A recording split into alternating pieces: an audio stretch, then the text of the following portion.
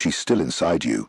Even if she lives oceans away, even if her body rests in the ground, even if you haven't spoken in decades, her presence remains. Not just in memory, but in the architecture of your psyche.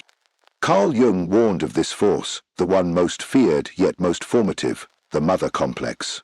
It is not simply about the woman herself, but about the inner image, the emotional imprint she left behind. An invisible force that shapes your choices, your voice, your relationships, and the very story you believe about yourself. This is what Jung called the shadow mother, not the nurturing face you showed the world, but the psychic residue of unmet needs, silent expectations, and ancestral pain. And here lies the painful truth: you will never fully heal until you face her, not the outer mother, but the one who still lives within you. For many, this territory is sacred and terrifying. Jung wrote, "Nothing has a stronger influence psychologically on their environment, and especially on their children, than the unlived life of the parent." When you carry your mother's pain, her shame, her silence, her sorrow, you become entangled in a life that is not your own. You begin to live as her echo, her protector, her extension, and your soul begins to dim. This is not a path of blame. It is a call to return to yourself, to reclaim the parts of you that were never nurtured, to honor the grief your inner child was never allowed to feel, to set down the weight you were never meant to carry. In this exploration, we are not pointing fingers, we are lighting candles in the darkest corners of your psyche, because true freedom does not come from resenting the mother, it comes from consciously facing the mother within. In this video, we will journey deep into the forbidden corners of your psyche, beyond heartbreak, beyond the ego, into the alchemical process of death and rebirth that begins the moment you finally decide to let her go. You will see why your healing has been stuck, how the mother wound has shaped your identity, and how Jung's profound teachings offer a path not just to survival, but to sovereignty. The truth is simple, though not easy. You are allowed to leave the role of the child. You are allowed to stop carrying the sorrow that is not yours. You are allowed to rewrite the myth, and it begins with one terrifying act of courage: facing the mother in your mind. Let's begin. The first, the role of the mother archetype in the collective unconscious. In Jungian psychology, the image of the mother is not limited to the woman who gave us life. She occupies a primordial seat in the architecture of the collective unconscious, a timeless, transpersonal image encoded into the very soul of humanity. To Jung, the mother is first and foremost an archetype, a universal psychic pattern, inherited rather than invented, emerging again and again in dreams, myths, and personal relationships. She is not just personal, she is eternal. The mother archetype carries a dual face, the life-giver and the life-devourer, the nurturer and the smotherer. This is what Jung called the paradox of the Great Mother. It is an image older than civilization, representing both safety and danger, creation and destruction, comfort and engulfment. This archetype is not bound to the historical identity of your biological mother. It lives beneath it. It shows up in religious icons, nature symbols, mythology, and even in the earth herself. The mother is both the one who feeds you and the one who threatens to consume you. For those carrying unresolved wounds from their mothers, this archetype becomes entangled with personal trauma. Jung warned that when we confuse the personal mother with the archetypal mother, we enter a psychic labyrinth, reenacting childhood pain through adult relationships, yearning for nurturing yet terrified of closeness, seeking approval while fearing rejection. The archetype, when split and unintegrated, produces psychological distortion. In dreams, the mother may appear as a gentle guardian or a monstrous figure that devours. In myth, she is both Demeter and Kali, Mary and Medea. Jung described this ambivalence as the bipolar nature of the mother archetype: good and evil, creator and destroyer, holy and profane. When the psyche clings to one side while repressing the other, we fragment. To idealize the mother is to deny her shadow. To demonize her is to reject her light. Either way, we fall into projection, casting our inner wounds onto partners, mentors, bosses, spiritual teachers, any figure carrying the symbolic weight of the mother. And this is why so many people remain stuck, because true healing of the mother wound cannot occur at the surface level. Jung insisted that we must move beyond personal grievances and into symbolic vision. When we view our mother only through the narrow lens of our childhood, her neglect, her rage, her control, we remain trapped in the ego's story. But when we see her as a vessel for ancient forces, when we recognize that our pain is not just personal but archetypal, we open the door to deep transformation. Jung wrote, "The greatest burden a child must bear is the unlived life of the parents, and it is often through the mother that this unlived life is passed down, her shame, her silence, her grief." The mother complex takes root when the mother's emotional reality becomes internalized by the child, not as a memory, but as a mirror. A child who is emotionally neglected may internalize the belief, "I am unworthy of love." A child who is smothered may internalize, "I am not allowed to be separate, to be free." These voices do not vanish with age. They become the inner monologue of the adult, dictating how you see your worth, your body, your voice, your capacity to love, to belong, to thrive. Unless these inner images are made conscious, the individual will unconsciously seek resolution outside, in romantic partners, in career success, in spiritual bypassing. But the root remains untouched. The wound continues to whisper, "You are still not enough." Jung taught that the mother wound is not just a personal tragedy, it is a collective inheritance. It is a psychic pattern passed through generations, encoded like emotional DNA. Mothers unknowingly transmit their own pain, their own repression, their own disconnection from the feminine principle. And the children, unless awakened, carry it forward, until one day someone, perhaps you, has the courage to face the mother image within and say, "This story ends with me." To Jung, healing was not about changing the mother, it was about transforming your relationship to the inner mother. That complex web of associations, emotions, memories, and projections living deep within the psyche. And this work is not small, it is sacred, because until you confront this inner image, the real transformation cannot begin. The mother is also earth. She is nature. She is the unconscious itself. When we are disconnected from the mother within, we are also disconnected from nature, from our bodies, from intuition, from the mystery of the unknown. We fear the dark, we fear feeling, we over-identify with the rational, the masculine, the controlled, and in doing so, we lose the richness of the soul. The cost of remaining blind to the archetypal mother is profound. Chronic anxiety, unresolved grief, relational dysfunction, creative blocks, spiritual emptiness, a constant sense of not belonging to yourself. Jung saw this as a psychological epidemic, a generation adrift from its ancestral roots, from the feminine depths, from the great mother who births not only bodies, but souls. So here is the threshold. Can you see your mother not only as the woman who hurt you, but as the doorway into the ancient psychic forces that shaped her? Can you recognize the archetype moving through her and through you? Can you hold her flaws and your pain without collapsing into blame or idolization? This is not about absolution, it is about liberation. Because until you see the mother image clearly, not just as mother, but as mirror, you will continue to walk in circles. Healing will remain shallow, insight will not penetrate the unconscious. But when you face the archetypal mother as she is, vast, mysterious, paradoxical, you no longer seek love from her shadow, you return to the root. You begin finally to become yourself. The second, the shadow mother, and the psychological imprisonment. In Jungian psychology, the shadow mother is one of the most feared and misunderstood inner forces. Unlike the nurturing aspect of the maternal archetype, she is not the mother who protects, nourishes, or guides.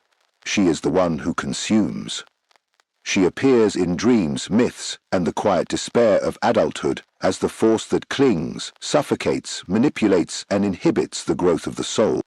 Jung observed that this devouring aspect is not an anomaly. It is an inescapable pole of the archetype itself. The Great Mother births and devours. She creates and she withholds. And when this aspect is not faced consciously, it becomes a psychic prison from which the ego cannot escape. The Shadow Mother shows up in mythology as Demeter refusing to release Persephone, as dragons guarding sacred treasure, as goddesses who swallow their offspring.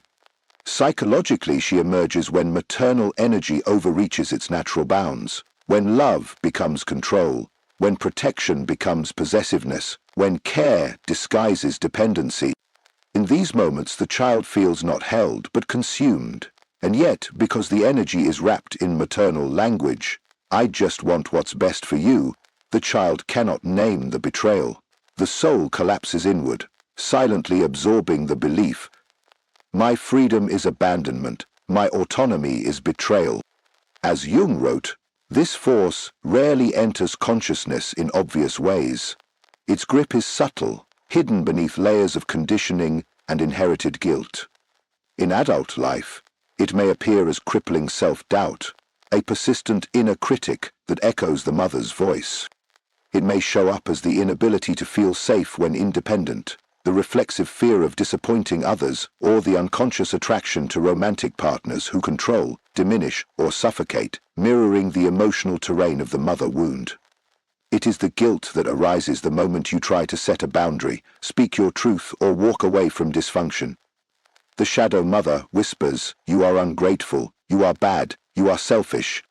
This is psychological infantilization, a state Jung warned against, where the ego remains small and dependent, physically adult, but emotionally tethered to the mother's expectations. You may move cities, change your name, live across oceans, and still hear her voice in your head. Before you speak, before you act, before you dare to live. This is not about physical distance. It is about energetic entanglement.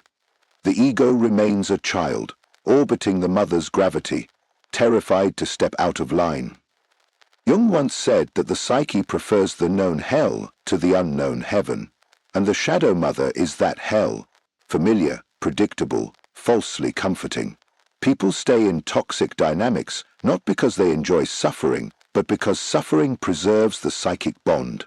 Pain becomes loyalty. Self-betrayal becomes love. And until this pattern is made conscious, individuals will continue recreating the same conditions, believing they are choosing freely, when in fact they are acting out the myth of the devouring mother. And what is the mother's most powerful tool? Guilt. Not the healthy guilt that corrects moral failure, but a primordial guilt, an inherited, irrational fear that to separate is to die. Jung described this as the psychic leash, forged not from logic, but from archetypal fear. I am bad if I walk away. I am betraying her if I become myself. This guilt is ancient. It speaks to the terror of exile, the primal fear of losing the container of life itself. And, under its weight, many remain frozen, sabotaging joy, suppressing truth, collapsing before every act of self-assertion. But paradoxically, Jung taught that the Shadow Mother is not just the jailer. She is also the gatekeeper of the soul. She is the dragon that guards the gold, the monster you must face to retrieve your own name. The pain she causes is not meaningless. It is an initiation. In myth, the hero must confront her not to destroy her, but to reclaim what she holds hostage, the right to exist, to feel, to create, to choose. Integration, not annihilation, is the task. To do this, Jung encouraged active imagination, a conscious inner dialogue with the devouring mother within. You visualize her, you speak to her, you express the rage, the sorrow, the betrayal. You let the abandoned child speak, you let her speak. You come face to face, not with evil, but with a wounded archetypal force, distorted by generations of fear, shame, and unlived longing. And when this process is done sincerely, something shifts. The mother loses her grip. The inner child begins to stand. The psyche begins to remember that it belongs to itself. This confrontation is a psychological death and rebirth, the death of the dependent child, the birth of the sovereign adult. Jung warned that this phase is often accompanied by a collapse, depression, emptiness, grief. But this crumbling is sacred. It is the dismantling of inherited illusion. The ego feels naked, but for the first time, it is real, and it is from this darkness that light can return, not borrowed light, but the soul's own fire. So let us be clear, the Shadow Mother is not your enemy. She is your threshold. She is the terrible teacher, the fierce face of the feminine that demands you awaken. And when you dare to confront her, not to blame her, but to reclaim yourself, you open the door to freedom. You begin to live not as a child trying to please, but as an adult who chooses. You rise not in defiance of the mother, but in honor of what she could never complete. This is not just personal healing. This is ancestral liberation, a breaking of the psychic chain, a return to the soul. And for those who walk this path, the reward is not ease, but wholeness. The rarest and most powerful gift of all. The third, the internal mother, the silent dictator within. Within the vast architecture of the unconscious, one psychic force reigns with eerie quietness and commanding power, the internal mother. She does not shout, but she governs. She does not strike, yet she shapes. Jung described this inner figure as the internalized mother imago, a psychic echo of the maternal presence embedded so deeply in the unconscious that it often evades the light of awareness for a lifetime. Even when the biological mother is long gone, through death, distance, or estrangement, the inner mother lives on. And not as memory alone, but as a living, autonomous complex, silently scripting how we think, feel, choose, and relate. She becomes the invisible monarch of the inner kingdom, whispering into the soul of the adult what the child once absorbed without question. From our very first breath, the mother, or the one who stood in her place, became the mirror through which we glimpsed our first sense of self. Through her gaze, her tone, her embrace or her withdrawal, we learned whether we were welcome in the world or merely tolerated. Jung believed these early impressions are not merely stored in the brain, they are mythologized in the soul, crystallized into what he called the mother complex. This psychic constellation becomes the mother imago, a symbolic image that carries emotional charge, meaning, and mythic weight.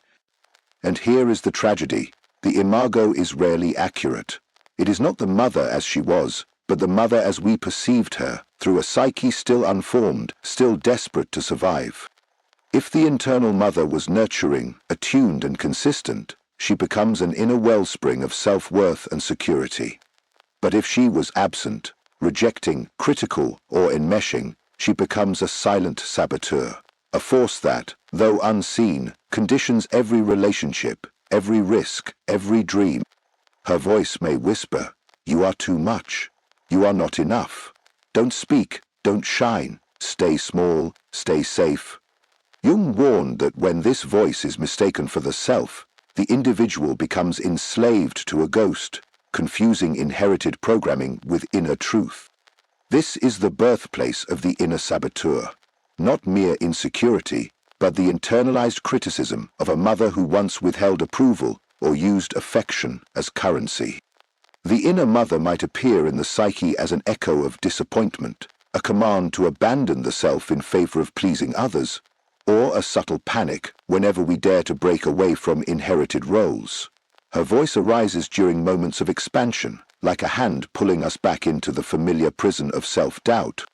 And when this internal figure is not made conscious, Jung explained, she is projected outward, onto lovers, teachers, bosses, friends. Suddenly we are no longer seeing people for who they are, but through the emotionally charged lens of our unmet maternal longing.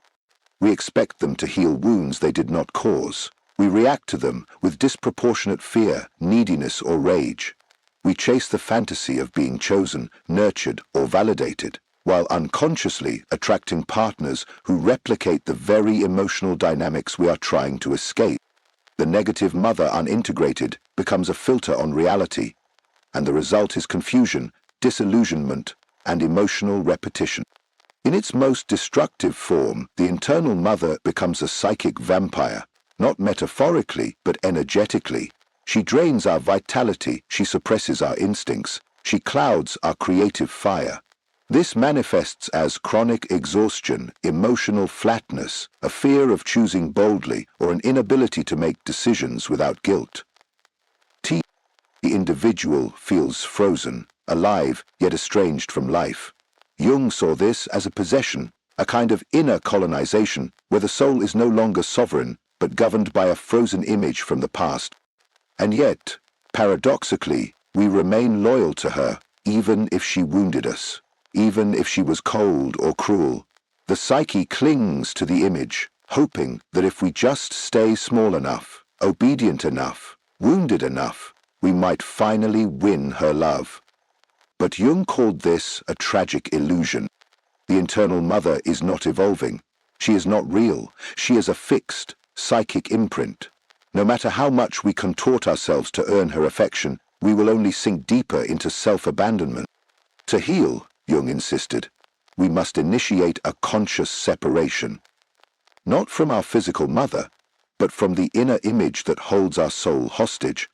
This means naming the mother complex for what it is. It means facing the inner figure directly, through active imagination, inner dialogue, dreams, and symbolic ritual.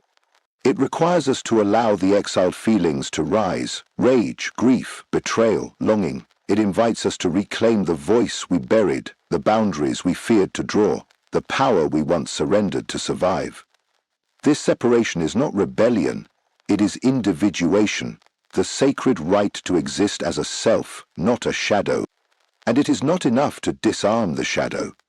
Jung believed we must also reclaim the light, the positive face of the mother archetype, the inner nurturer, the protector, the creative force. This does not come from fantasy or denial. It comes from building a new internal relationship, one rooted not in scarcity, but in sovereignty. Through kind self-talk, inner rituals of care, connection to mythic feminine symbols, and practices of creativity and embodiment, we slowly begin to mother ourselves, and in doing so, we reclaim the parts of our psyche once exiled in the name of survival. Jung wrote, "We do not become enlightened by imagining figures of light, but by making the darkness conscious. In the realm of the mother complex, that darkness lives in the internal mother, the silent dictator, the inherited voice, the ancestral wound. And until we face her, not with hatred, but with clarity, we remain bound. But once we do, we step into something sacred. We begin to live, not as children seeking permission, but as adults who carry within them both the fire and the gentleness of the healed feminine. We no longer wait to be chosen. We choose. We no longer beg to be loved. We love ourselves into wholeness, and in that act, the spell of the inner mother begins to break, and a deeper self begins to rise. The fourth, separation and the necessity of the independent ego. Carl Jung taught that one of the most sacred and agonizing thresholds in psychological life is the symbolic separation from the mother complex. This is not a rejection of the mother herself, but a confrontation with the archetypal gravitational field that pulls the ego back into fusion, dependence, and unconscious loyalty. Without this separation, Jung warned, there can be no individuation, no true I, no fully awakened life. The process is less a social event than it is a profound psychic rite, a death and rebirth hidden beneath ordinary adult struggles with boundaries, identity, and purpose. To remain enmeshed with the mother imago, whether through guilt, fantasy, or unconscious fear, is to live behind a veil, acting not from self-possession, but from inherited roles. The obedient child, the silent pleaser, the internal orphan waiting to be seen. Jung likened this inner severance to a second birth. The first freed the body, the second frees the soul. It is through this painful unbinding that the adult self begins to rise, not in rebellion, but in reverence for what must evolve. Yet, many resist this rite. The separation, while essential, is met with terror, Jung identified the forces that bind us: the fear of annihilation, the child's primal terror that to separate is to die, the guilt of betrayal, a psychic belief that individuation is an act of ingratitude toward the one who gave us life, the comfort of familiarity, where even suffocation feels safer than freedom, and the cultural scaffolding that elevates familial loyalty above inner authenticity. These are not mere neuroses, Jung emphasized. They are ancient archetypal currents in the collective unconscious, forces that every human must face if they are to become whole. When separation is avoided, the consequences are profound. The child archetype hijacks the adult ego. Beneath the surface of polished lives and high-functioning roles lies an inner child, unseen and unhealed, still pleading for permission to be real. These individuals live in adult bodies, but cannot claim their inner authority. They hesitate before action, defer decisions, suppress desires, and fear failure not for what it is, but for what it might say to the lingering mother in the mind. In Jung's eyes, this was not immaturity, it was psychic captivity. True separation is the hero's journey. It is the descent into the unconscious forest, the confrontation with the dragon of the mother's shadow, the protector who becomes jailer, the giver who becomes devourer. The path is littered with grief, confusion, rage, and the aching silence of ancestral memory. But to refuse this call is to live a life dictated not by soul, but by avoidance. The one who delays this journey risks existential despair, unknowingly repeating the unresolved drama of the mother complex in every partner, every job, every unmet longing. The ego must die for the self to rise. Jung described this moment as a psychological crucifixion, the death of the compliant child, the one who once believed that love could only be earned through suppression. In its place, the sovereign adult is born, not polished, not perfect, but grounded, breathing, willing to meet life as it is. This birth, like all births, is messy, demands mourning.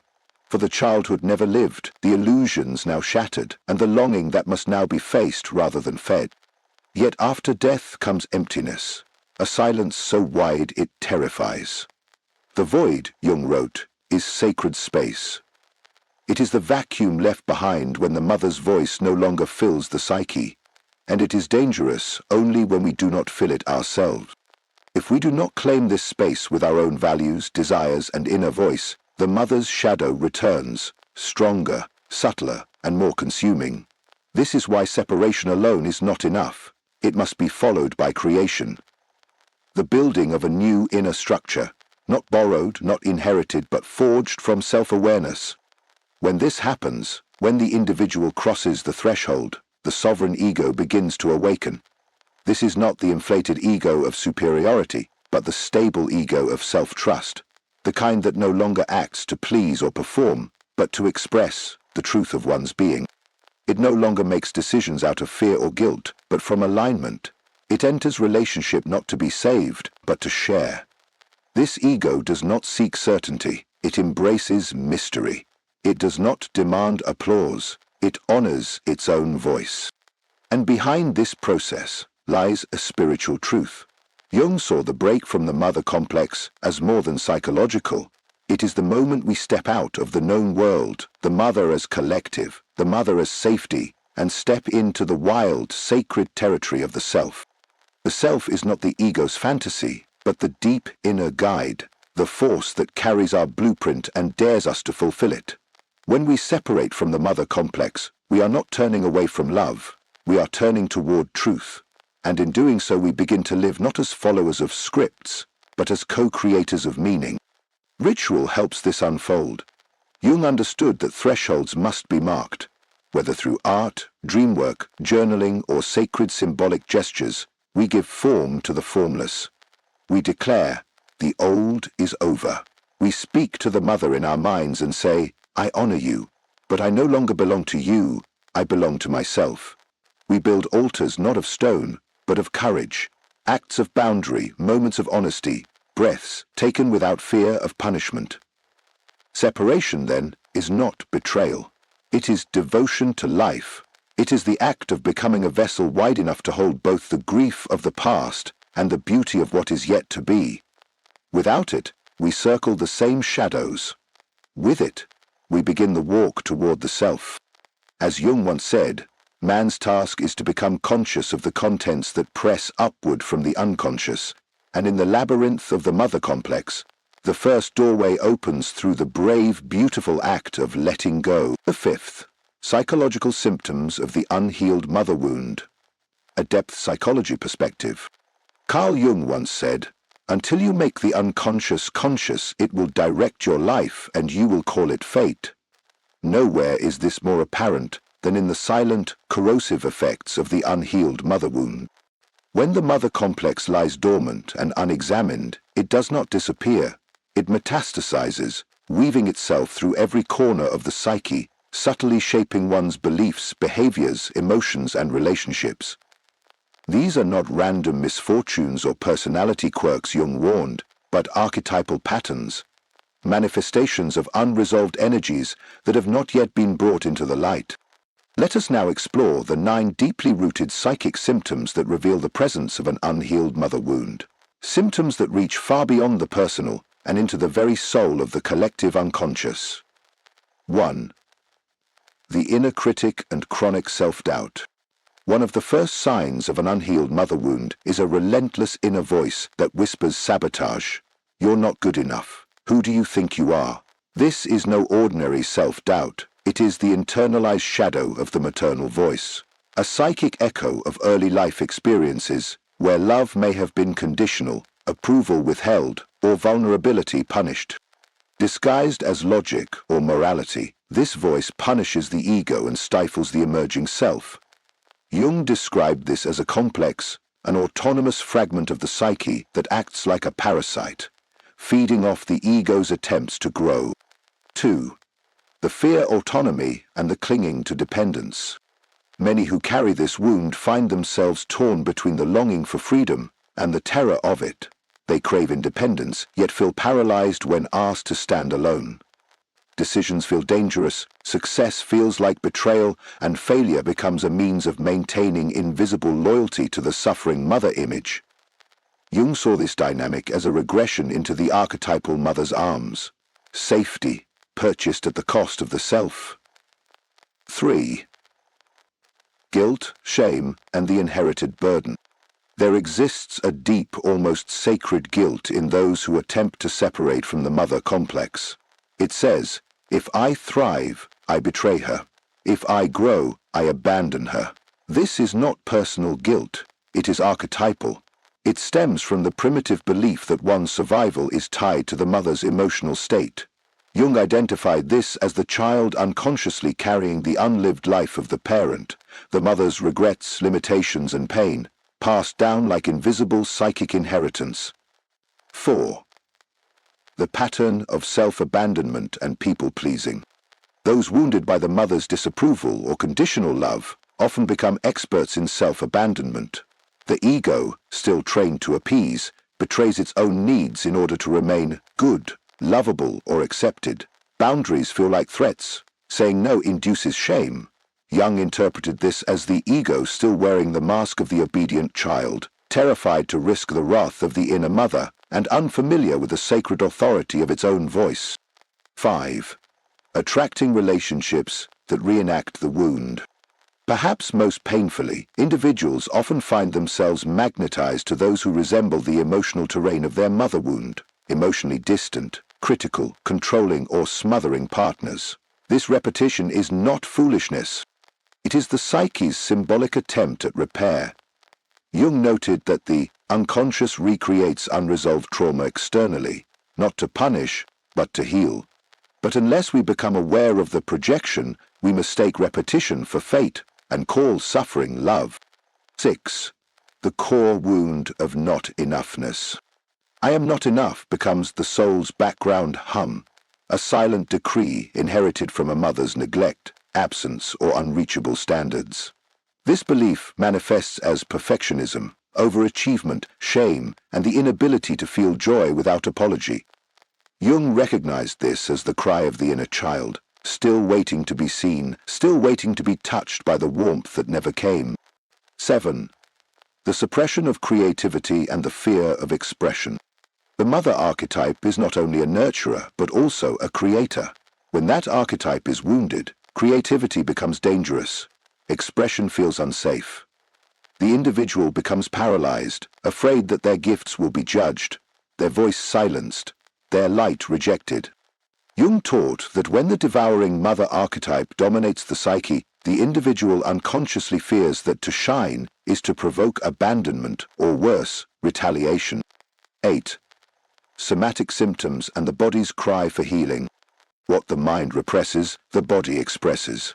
Jung observed that unresolved complexes often manifest as physical symptoms: fatigue, anxiety, autoimmune disorders and eating issues that reflect the split between being nurtured and consumed.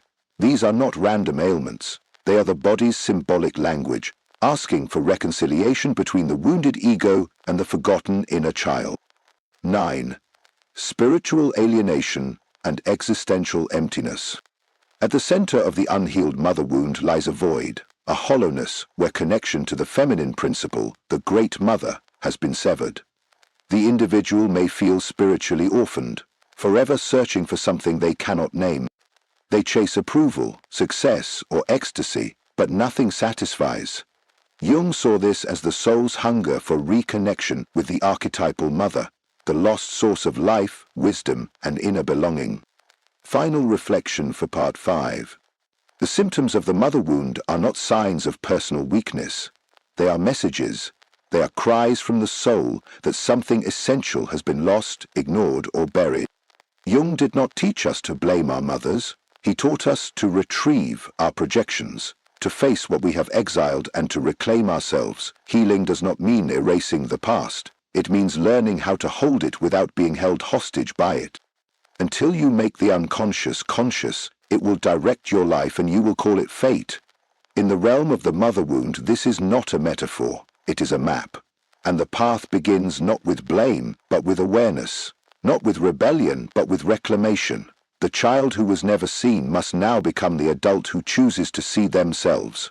That is where healing begins. That is where freedom is born. The 6th. Embracing the shadow mother, a ritual of inner transformation. Within the sacred structure of Jungian depth psychology, the confrontation with the shadow mother is not merely therapeutic, it is soul-deep initiation. Jung did not consider this encounter optional for those who seek wholeness. He considered it vital. Healing the mother wound is not achieved through intellectual insight alone, nor through polite forgiveness offered from the surface of the ego.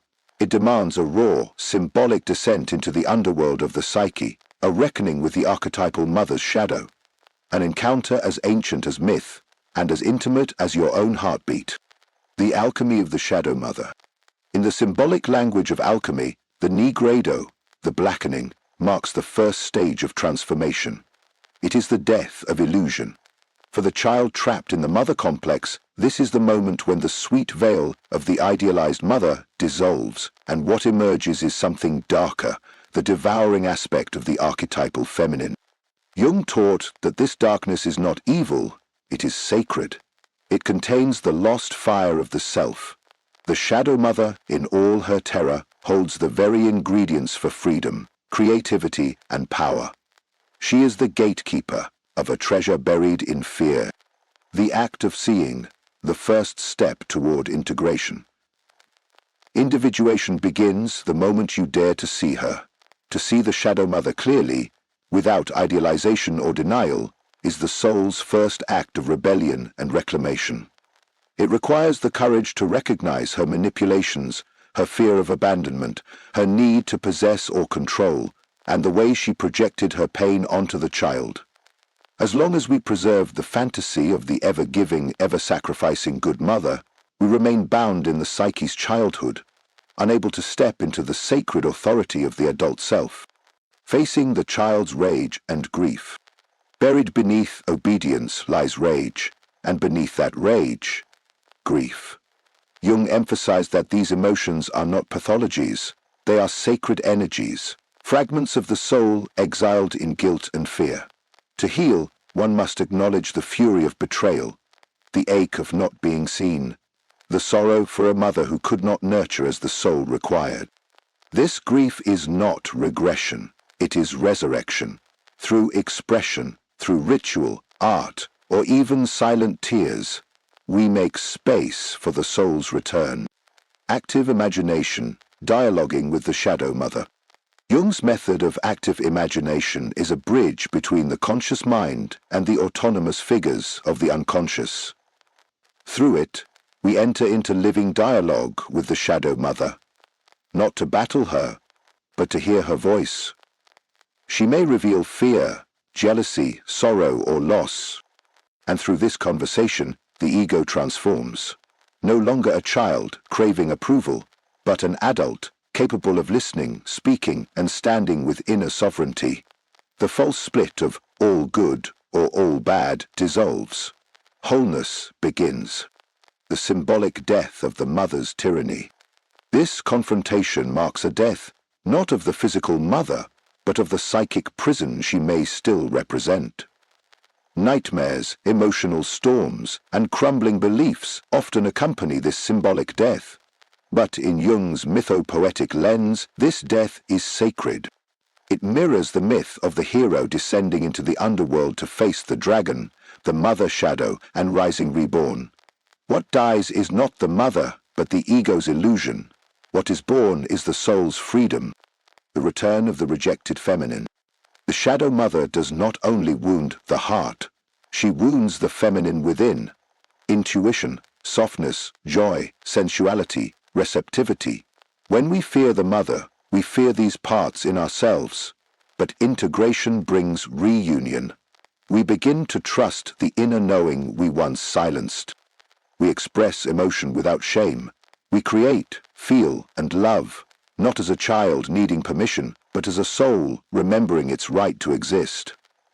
Jung saw this as essential healing, especially in cultures that repress the feminine archetype. Rituals of transformation and liberation. Transformation must be marked. The psyche needs ritual. Symbolic acts. Writing unsent letters, burning them in ceremony, creating art, declaring sovereignty in sacred space, signal to the unconscious that something has shifted. Jung believed that rituals serve as thresholds. They mark the death of the old self and the birth of the individuated one. They whisper to the shadow mother, "Your reign is over. I honor you, but I no longer belong to you." The emergence of compassion, seeing the mother as human. When the work is done, something remarkable happens.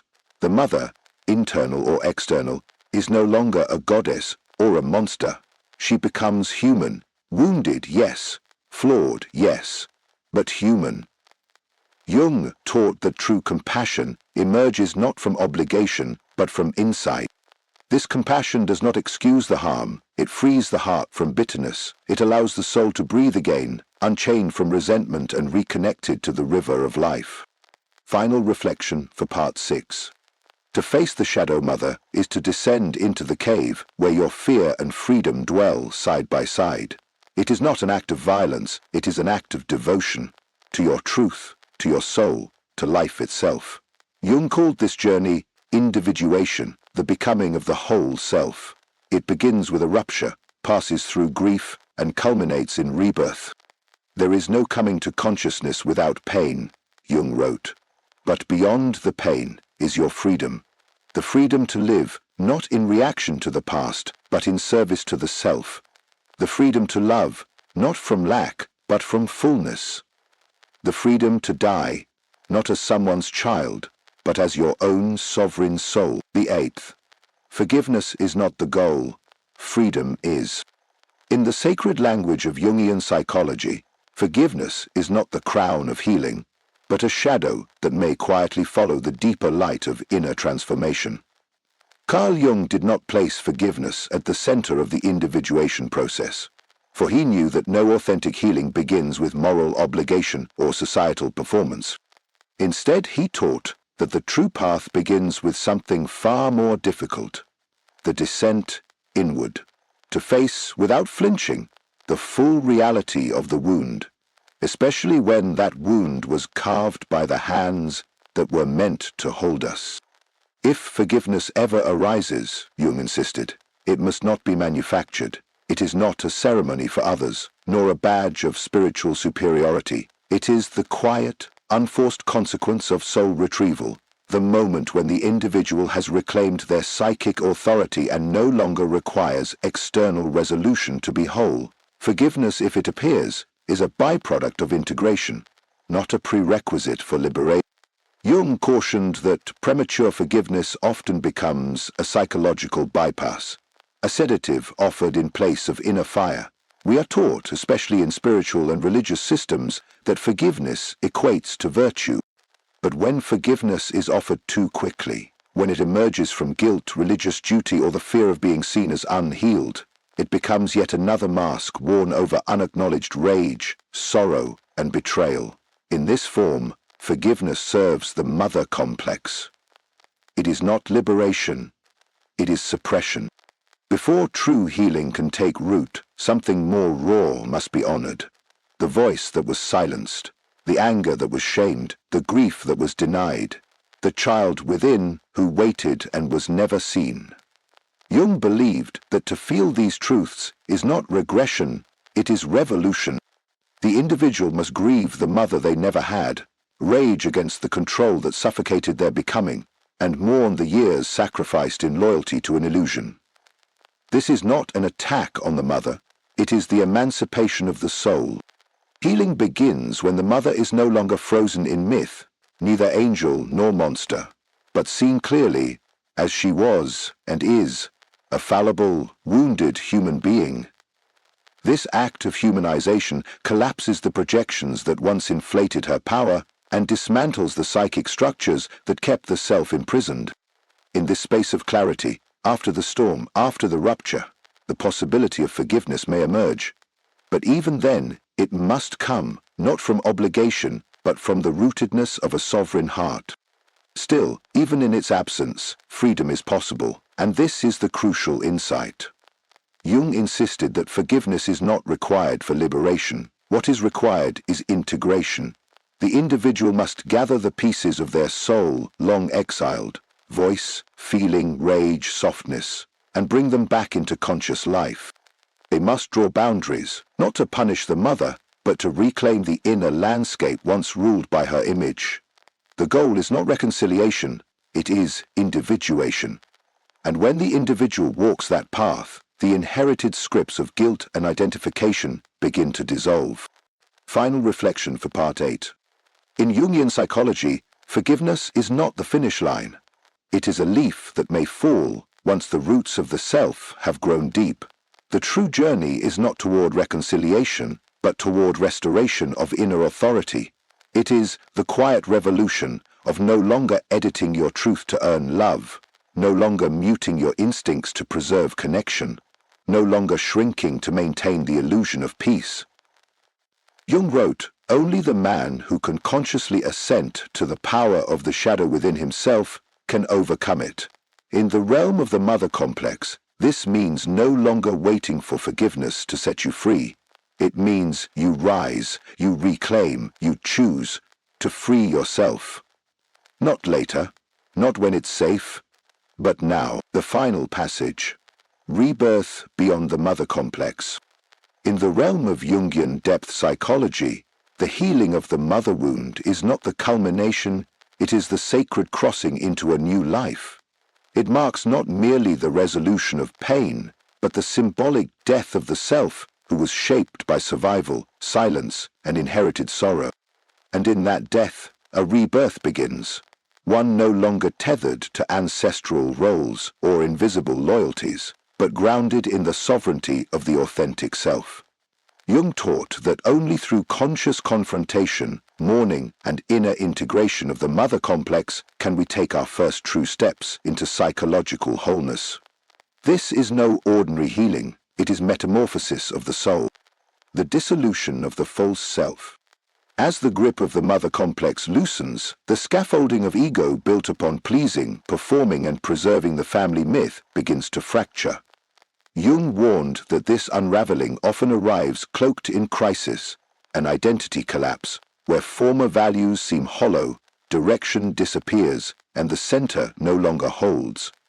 But this sacred disorientation is the negrido of the alchemical journey, the blackening phase in which the old must dissolve to make way for the gold hidden beneath. In the void left behind, something deeper stirs. The ascent of the sovereign self. What emerges from this psychic underworld is not the child returned, but the adult born anew.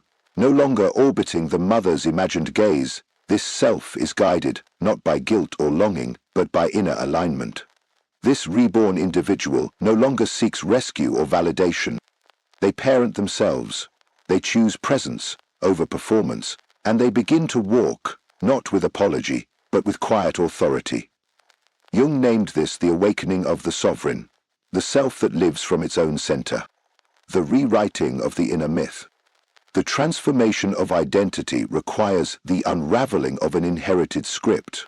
The old narrative, I must sacrifice myself to be worthy, I am never enough unless I earn it, must be unbound from the psyche. In its place, a new myth emerges, one written not in reaction to the mother's pain, but in reverence for one's own truth. Jung considered this inner revision a sacred rite, the individual stepping out of a family tragedy and becoming the author of a new symbolic life. The sacred boundaries of individuation. With this emergence comes the necessity of boundary, not to punish, but to protect. The external mother, if still present, must be met with clarity. The internal mother, her voice of shame, fear, or guilt, must be recognized and gently disempowered. Jung emphasized that boundaries are not severances of love, but declarations of selfhood. They are the psychic lines that guard the adult from regression and honor the hard-earned terrain of the self. The reclamation of the inner mother. A profound shift occurs when the need for external nurturance is withdrawn and rerouted inward. Here, the archetypal inner mother is reclaimed, not as the voice of judgment, but as the whisper of intuition, softness, and care. Self-parenting becomes a living ritual. Rest becomes sacred. Emotion is honored without apology. Jung understood this as the reintegration of the feminine principle, where being is no longer seen as weakness, but as wisdom in motion. The rebirth of creative life. Once freed from the mother's unconscious dominion, the soul begins to flower again. The creative force, long paralyzed by fear of rejection, begins to move. It may come as words, visions, touch, or movement. Jung believed this creative renewal was not decoration, but evidence that individuation is taking root. For to create is to claim authorship of your life, to act, not from wounding, but from wonder, returning whole to the world. Jung taught that individuation is never self-centered. It prepares the individual to return to the collective, not as a fractured child seeking healing from others, but as an adult who can offer presence, wisdom, and love. Relationships transform. They are no longer reenactments of loss, but vessels of reciprocity. Purpose becomes a channel, not for approval, but for contribution. This is the matured self, standing in the world without shame, breaking the spell for future generations. Perhaps most miraculously, Jung saw the healing of the mother wound as a transgenerational act. To confront and integrate it is to interrupt the ancestral pattern. No longer is the mother's pain unconsciously passed on. Instead, the healed individual becomes a conscious ancestor, one who returns not to rescue the mother, but to redeem the line. This is the deeper offering, to be the one who ends the spell and births a new legacy of wholeness, creativity, and freedom. Final reflection. Rebirth, in Jungian psychology, is not about becoming who you were before the pain. It is about awakening to the truth of who you were always meant to be. It is the quiet rebellion against inherited guilt, unconscious loyalties, and familial shadow. It is the radical act of taking the pen back into your own hands. As Jung so powerfully wrote, your vision will become clear only when you look into your own heart. Who looks outside dreams. who looks inside, awakes. And in the aftermath of the mother wound, awakening means this: no one else is coming to rewrite your story, because now you are the author, and the page before you is blank. If something within this message stirred you, if even a single word mirrored your inner experience, I invite you to let your voice be heard in the comments. Have you encountered that soul whose presence feels like home, or are you still walking the sacred path back to yourself? Your story, however unfinished, may become the lantern in someone else's darkness, the very sign they didn't know they were searching for. And if someone close to you is silently struggling with the illusion that love must hurt, that self-abandonment is the price of connection, or that they are unworthy of peace, share this video with them. Help me reach the ones who need to remember. Real love does not demand that we shrink. True connection does not ask for sacrifice of the soul. And the most vital union we will ever form is the one with our own inner truth. Before you go, I invite you to subscribe and activate the notification bell. Here, in this space, we journey beneath the surface of things, exploring the hidden architecture of the psyche, the whispers of the unconscious, and how every relationship is but a mirror reflecting our personal evolution. If there's a theme, a question, or a wound you would like us to explore in future videos, leave it below. This space breathes because of you. Your voice is not only welcome here, it is essential. Thank you for showing up, not just to this video, but to your inner work, to the sacred labor of remembering who you truly are. And always remember this: when the right person appears, your soul will know, not through fear, but through peace. But until that moment, let your most intimate relationship be the one you cultivate within. That is the foundation, that is the home. And from that wholeness, all things real are born. Until next time, I'll see you on the path.